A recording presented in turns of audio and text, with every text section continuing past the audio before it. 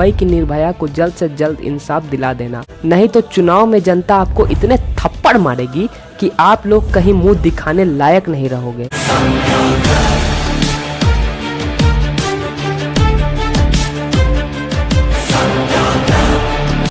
अरे कहाँ हो वर्ल्ड के बेस्ट सीएम उद्धव ठाकरे?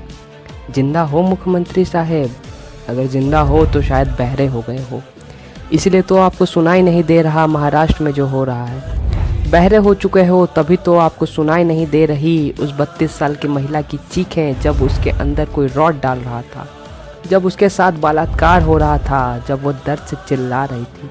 तब कहाँ थे आपके स्वघोषित बेस्ट सरकार के लोग?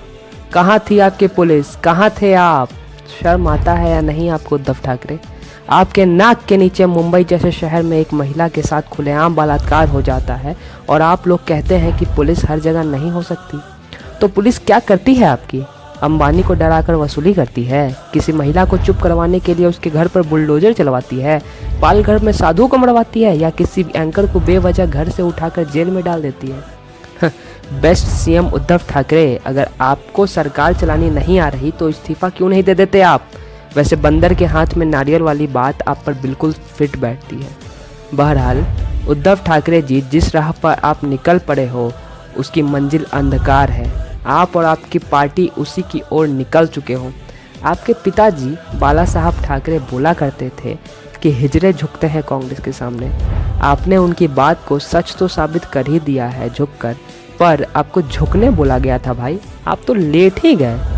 मुझे तो लगता है कि आप सीएम बने रहने के लिए इतने लालची हो गए हैं कि हर दिन कांग्रेस की महारानी सोनिया के आगे अपना पजामा नीचे करके कहते होंगे कि जहां पना तुझसे ग्रेट हो तोहफा कबूल करो, और वो मना करते हुए बस कहती होगी कि ये सब तो ठीक है उद्धव, बस तुम हिंदुओं को अपमानित करते रहो और वसूली करते रहो, बाकी सब हम देख लेंगे। हालांकि नंगे तो आप तभी हो गए थे जब चोरी करके आपने सरकार बनाया था, लेकिन उस नंगेपन की बात कभी और करूँगा। पर जो नंगापन महाराष्ट्र में आपने फैला रखा है उसका जवाब कौन देगा? योगी, मोदी या अमित शाह? जब उत्तर प्रदेश, मध्य प्रदेश, बिहार इत्यादि में होने वाले किसी अपराध के लिए ये तीनों जिम्मेदार होते हैं तो महाराष्ट्र, राजस्थान, बंगाल में होने वाले अपराध के लिए आपके मालिक राहुल, सोनिया, ममता और आप जिम्मेदार होने चाहिए।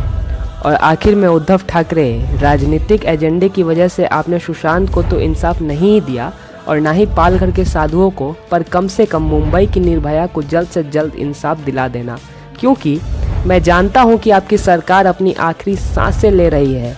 तो इसीलिए जब तक सरकार बची है कुछ काम कर लो, नहीं तो चुनाव में जनता आपको इतने थप्पड़ मारेगी कि आप लोग कहीं मुंह दिखाने लायक नहीं रहोगे।